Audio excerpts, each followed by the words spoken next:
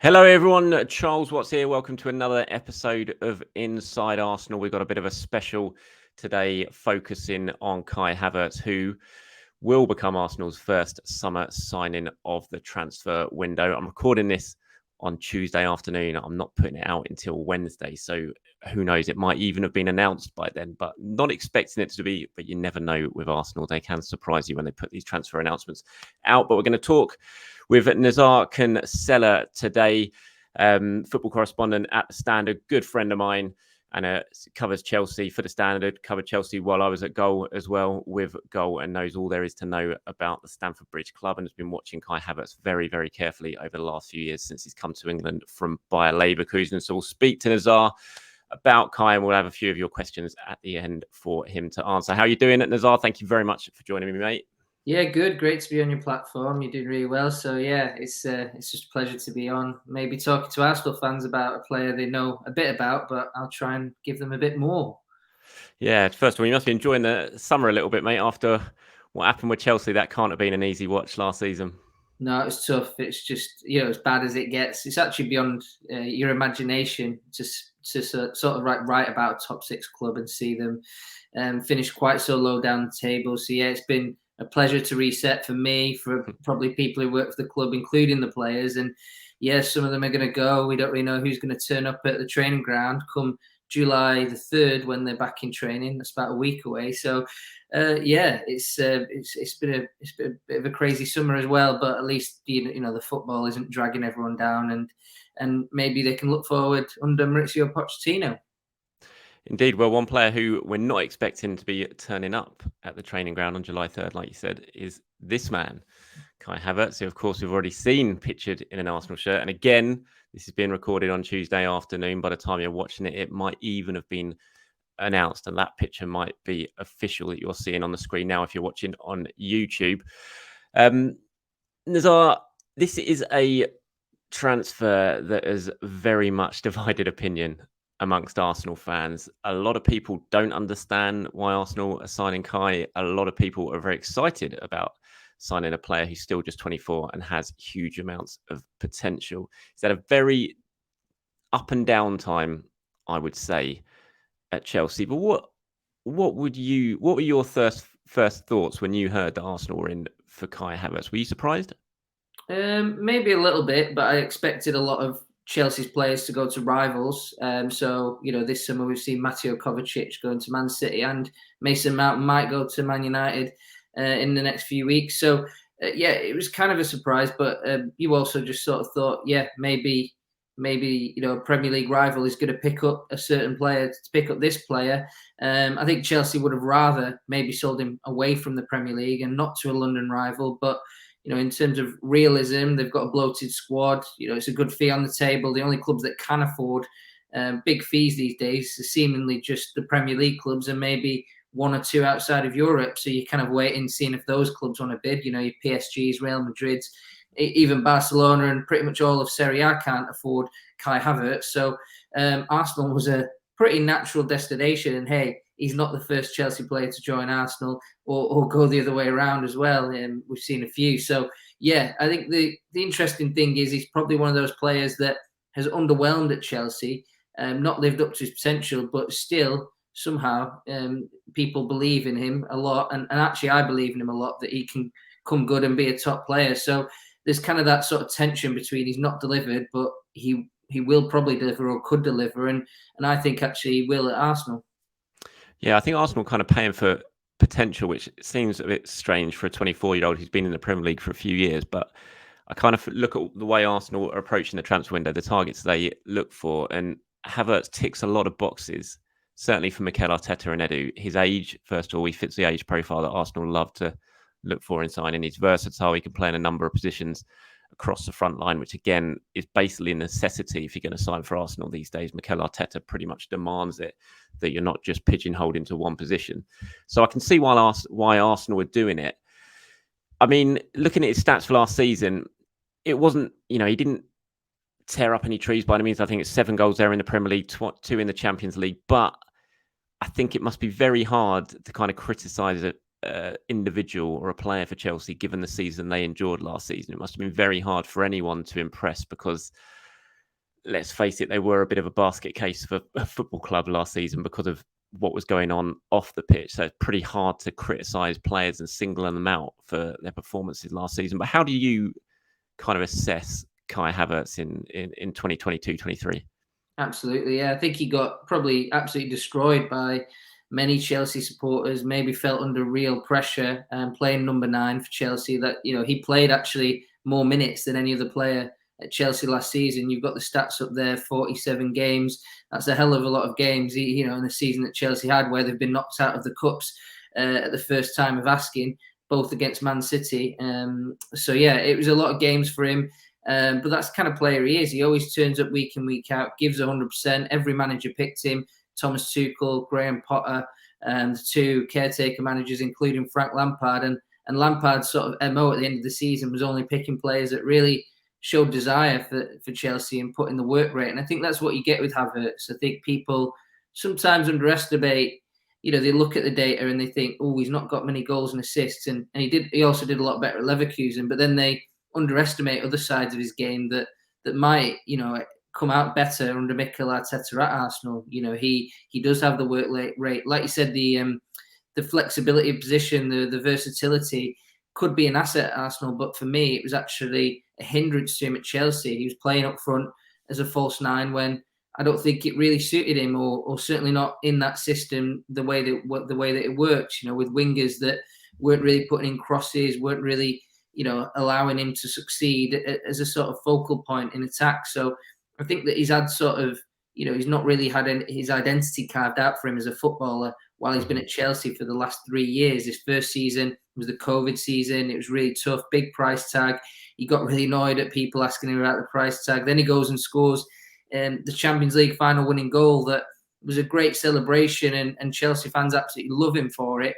But at the same time, he was frustrated because he's done this one great moment, but he really wants to be more consistent. And I think that it's really interesting that he sort of even had a documentary produced about his life at Chelsea, that he's never released it. A lot of it was centered on that Champions League final goal. And I've been interviewing him and been in situations with him on a semi-regular basis. And he usually gets asked the same questions, not by me, but by others who maybe cover Chelsea less regularly. It's like, will you sort of build on that Champions League final goal? Is that the aim? And that sort of became a frustration to him, as did, what's your best position, Kai? That became a frustration to him. So I think that almost by moving on and maybe following Mikel Arteta's vision, he can avoid those questions and maybe live up to the potential that we expect from him. Because I remember when he joined Chelsea, we expected a lot, and it's not quite happened for him apart from a few great moments. And I think that he'll fit in well at Arsenal, like you said, versatile, but also the underestimated part of his game is the physicality. He's a great runner. He presses brilliantly. And I think that he has a lot of what the great players at Arsenal have: Ødegaard, Xhaka, Martinelli. He's intense. He works hard. He might have flair, but he does all the dirty work as well. And you'll certainly see that from him in an Arsenal shirt. Yeah, I think that's really, really important. I mean, if you're going to make it under Mikel Arteta, you have to press well. You have to work. You have to have just top work ethic. You can't sort of disappear in games or float through games. You've got to be, especially if you're in that front line, you have to be pressing from the front and leading from the front. So I think that's going to be really important for him. The price, I mean, what did Chelsea pay for him? It was about 75 million, was it, to get him in from Leverkusen? Yeah, I think 71 million. It was club record fee at the time. And it was a big coup. And they also only got him because he was always dreaming of going to Real Madrid. I thought Real Madrid might come in this summer. But during the pandemic, clubs like Real Madrid didn't have money. Clubs like Chelsea and Man City did. So they were in a great position. And it sort of, the pandemic sort of almost guided him to Chelsea and took him away from maybe, Real Madrid, who'd been building up for a move for a long, long time. And now Real Madrid's never materialised, and Chelsea and Arsenal has. Yeah. And so it was about 71 million. I think Arsenal are going to pay about 65 all in, with, maybe a little bit less than that up front with add-ons. You look at his record here that I've got in front of me. If you're watching this on YouTube, you can see the stats. He's had 91 Premier League appearances, scored 19 goals, 7 assists, 7 goals last season, 8 the season before, 4 in his first season. So he's not been prolific by any means. But again, I don't think that necessarily means that he won't be for Arsenal. I look at that price tag, 65 million or 62 and then 65 all in. a lot of Arsenal fans look at that and thinking we're overpaying, and they'll look at those numbers and think, why are we only paying a few million less than what they paid for him when he hasn't produced really numbers-wise since he's arrived? But again, he's still just 24, isn't he? And I think ultimately the way I'm sort of looking at this transfer, I'm going to take a step back type approach. And when Aaron Ramsdale signed, obviously not for this sort of money, but still it was a lot of money. It was about £30 million. And I was like, it just didn't feel like a decent signing to me at the time.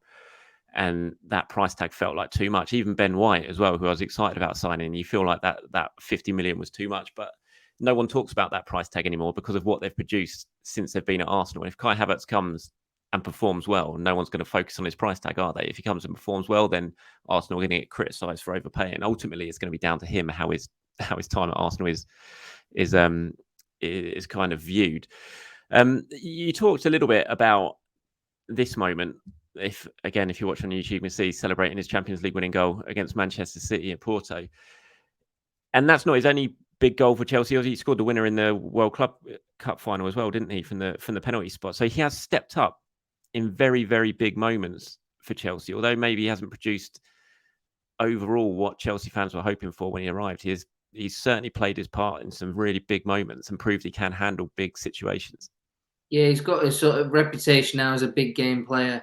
And I think what he needs to move on to is becoming a consistent player. But certainly at Chelsea, he's delivered that big game moment. I mean, that penalty you mentioned at the Club World Cup, I was there in Abu Dhabi, and it was a last-minute penalty. Chelsea were kind of struggling, to be honest, against the Brazilian champions, the South American champions, Palmeiras. But Kai Havertz managed to score a penalty in the last minute under immense pressure, really, because it did mean a lot to the club. Roman Abramovich was watching and, in person, and he didn't turn up to games very much at the end of his tenure. So it was the last trophy in the cabinet, and he sealed that. So again, huge part of Chelsea's history, that moment as well.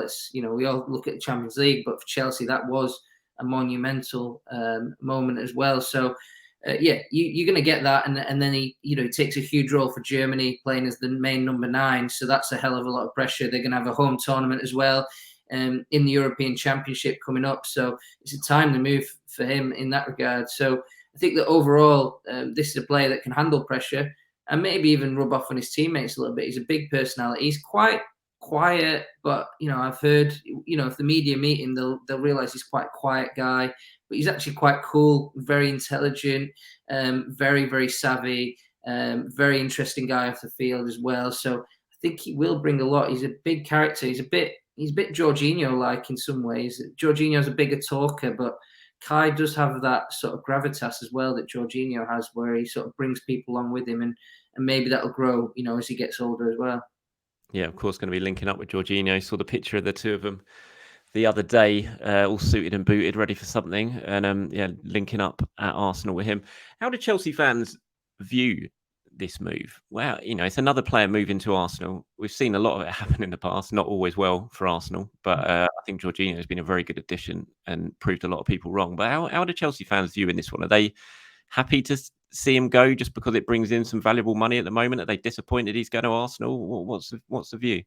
I think if they was going anywhere but Premier League top 6, I think they'd be really happy with the move. But I think they're a bit nervous that he's going to go to Arsenal and do really well, and Arteta's going to find a way of coaching him that really coaxes the talent out of him. So there is that dynamic going on here. I think that everyone at Chelsea would accept that he's a really great player. It might not have worked for him. Maybe he needs a change of scenery, so it's fair to let him go. And he's got 2 years left and no desire to sign a new contract. So it was kind of like that kind of situation where he kind of felt that his sort of time had run its course at Chelsea. They've changed owners, the direction's changed, so maybe Arsenal's a better fit for him. So it makes sense to sell him, but it's just for Chelsea fans, I think it's a shame that it has to be to Arsenal. But the one that actually this transfer is not as upsetting for Chelsea fans as essentially the Mason Mount one to Man United, because he's homegrown. Because he clearly he loves the club and has that identity with the club. I think that the Mount one maybe takes the biscuit in the sort of heartbreak stakes if that goes through. Mm-hmm. You've mentioned his sort of versatility and the fact he's been asked to play a number of positions at Chelsea. At Arsenal at the moment, there's lots of debate about where he is coming in to play. He can play as a 9, he can play as a false 9, he can play out wide. So he could potentially be cover for Xhaka, or he could play as a 9, which means that Jesus could play out on the right and be cover for Xhaka if Xhaka needs a rest, which I think all Arsenal fans will agree he will do next season because he hasn't had the opportunity to rest at all for the last couple of years. We've seen some comments here on YouTube. I've brought it up if you're watching. Thomas Tuchel talking about it says, I see a bit of Dennis Bergkamp, Van Persie, Berbatov kind of player. He can play in the half position because he has good runs, also feels free from the 9 and creates overload to one side. I've seen Havertz talk about his favourite position, and he always seems to suggest he prefers playing off someone rather than being the sort of central figure at Chelsea. There's a feeling at Arsenal that he might be being brought in to play the Granit Xhaka role as basically the left-sided number 8 in the system that Arteta operates, the 4-3-3. So last season, obviously, you had Thomas Partey at the base of it. You had Martin Odegaard as the right 8 and Xhaka as the left 8. And Xhaka was being asked to play much higher up the pitch than we've ever seen before. And he did it very, very well. But of course, he's heading off to Leverkusen at some point this season. Do you look at that position and feel like Havertz could be a good fit there for Arsenal? Yeah, I think so. I think there's a limitation. We saw him play that system pretty much only for one manager at Chelsea, and that was Frank Lampard when he joined. And it wasn't a success at all. I think physically he struggled with it initially, but that was just adapting to the Premier League, I think. And I think if you don't control games, then he could look a bit weak in that position. But if you're dominant, if you're defending on the front foot, if your press is working, there's absolutely no reason why he can't be a number 8. And I think he's intelligent enough as well to sort of drift into the number 10 position, drift into the number 9 position as well, and allow Arteta to make in-game changes, which I think is what I think Arsenal will see in this transfer, that you can play him at a number 8 and then move him around during the game where you need him to be, especially when you're at home against lesser clubs. So I couldn't see him really playing there against Man City, for example, for Arsenal, but I could see him playing against most teams in the Premier League in that position, if you get what I mean. So I think that's maybe how that could work. I think that pressing as well, if it works, then you defend on the front foot rather than the back foot. And I think that's where there's a problem. I mean, if you have a midfield of Odegaard, Jorginho and Havertz, and you're on the back foot a lot, I think you're going to be in trouble as Arsenal. I think you're going to give a hell of a lot away. So I think that wouldn't work. But in general, if you're dominating the ball and able to press well, then I think it could be electric. And I mean, he could produce some unbelievable moments. A great technician, great football. He's provided me a lot of joy over the years, even this season, just from little moments you see on the pitch. And I think that's a part of his game that the Gunners are going to love. Where have you sort of looked at him during his time at Chelsea and thought that's been his best role, his best position? Where has he been most effective? I can't answer that question because he's never nailed down a place. I think that weirdly he's done best at number 9 in some senses under Tuchel. That spell when they won the Champions League, he was number 9, but it wasn't a free-flowing goal-scoring type of number 9. It was a hard-working one. If you had two wingers like Martinelli and Saka scoring 20 goals a season, maybe you could get away with him scoring 10, 15 like Firmino did. When he was with Mane and Salah. And I always thought he'd be a good Liverpool striker, just sort of supplying two of the wide forwards. So that works okay for Chelsea. I think he could do a lot. And I think he doesn't want to be nailed down to position as well. I think he's happy to drift around as long as he's got some principles, knows what he's doing, and is well guided by a manager. And I think that the chaos at Chelsea, the 4 managers this season, generally being poor in attack, even under Thomas Tuchel, I think that all that is sort of contrived to make him look like a worse player than he actually is. Yeah, I think there's a lot of reasons why he could do well at Arsenal. I think it's a settled club, which is Chelsea's been anything but recently since he's been there, basically. But Arsenal under Arteta, or he will soon know exactly what he has to do because it's just coached every single day. The system's known, the players know it inside out, or they get to know it inside out. He'll get freedom in that final third to move around. I think that Arsenal have been so successful in that. And, I think what they've been lacking is a bit of an aerial threat or an aerial option. I'm not saying that they're just going to sort of lump it up to Kai Havertz all the time, but they've needed to have that option at times. And I think he'll come in and provide that. And like you said, I think technically he's very, very good from what I've seen. And he's faster than a lot of people realise as well. He gets up and down the pitch well. So I think there's a lot of reasons why it could work, but I can certainly see why a lot of Arsenal fans are sort of sceptical about it as well. So I've got a few questions from Arsenal fans here just before we go. which you'll probably be able to answer better than mine. There's one here that says, friends of mine who are Chelsea fans say they don't see Havertz as a player in the Xhaka role. So given he will then be competing with Trossard and others off the bench for game time, how does Nizaar think he would react to that? I think he'd want to be first choice wherever he plays. I think that's one of his priorities. So it's not necessarily the position that's priority, but it's being a first choice. So yeah, it could be a problem. There's going to be a lot of competition for places, but I'm sure he knows that. He's going into a Champions League team, a team that's already successful. So he's going to have to prove he's as good, if not better, than the others. So I think that's what he's coming into here, isn't it? And yeah, there's been some great players at Arsenal last season that he has to take the role of, and I don't see him as like for like with Xhaka. He can do bits of the job that Xhaka does, but he's not an exact replacement. We can't say that, and I think that's absolutely fair to say. Even if he ends up slotting in that role, maybe Arteta has to rejig some other things just to make sure there's enough cover down that left side where Xhaka often operated. Yeah, I think we might see that. I think we're all sort of falling into the danger almost and thinking Arteta's now settled on this 4-3-3. Every season he's kind of evolved the system a little bit since he's been at Arsenal, and bringing in Havertz might be because he's kind of looking at evolving the system again. It's not that he sees him as a just direct replacement for Xhaka. He just wants to change things a little bit more. There's one here from Jack who says Kai Havertz was one of the most exciting prospects in world football when he came out of Leverkusen, but it's safe to say he hasn't hit the heights at Chelsea apart from a couple of big goals. Will a change of system bring out the best in what he does, or does he need to change his approach to English football? Yeah, good question by Jack. I think it comes back to the system, being in a club that's maybe a bit less chaotic, and maybe even getting away from his past that's been like all about this Champions League goal and trying to build some consistency. So I think that's on him and Arteta to carve out an identity where he's sort of consistent. He's always compared to other players. We just posted up a picture of him being compared to Berbatov, Bergkamp, and Van Persie. I've also seen him compared to Ozil quite a lot. He's got that language style, great creator as well. Potentially, he's number 10, so he can do that. But I think he needs to get his own style where people are like, this is him. De Bruyne can play in a host of positions, but he's ended up becoming this powerful box-to-box midfielder who drifts off to the right and puts in the best crosses you'll ever see. So I think Havertz is going to find a space like that, hopefully, in the midfield, and that's what he needs to do to help help Arsenal compete with Man City for titles, and that's what Arsenal are gunning for now. Good one. And finally, here, last one says about Havertz. Do we know what kind of personality he has? For every transfer, I think about the mentality of the player and if they will flourish under Arteta or have a lack of discipline, i.e., Guendouzi or Orba. Is that something that Edu and Arteta think about with transfers? Many thanks and keep up the good work. Well, it is absolutely 100% what Edu and Arteta think about.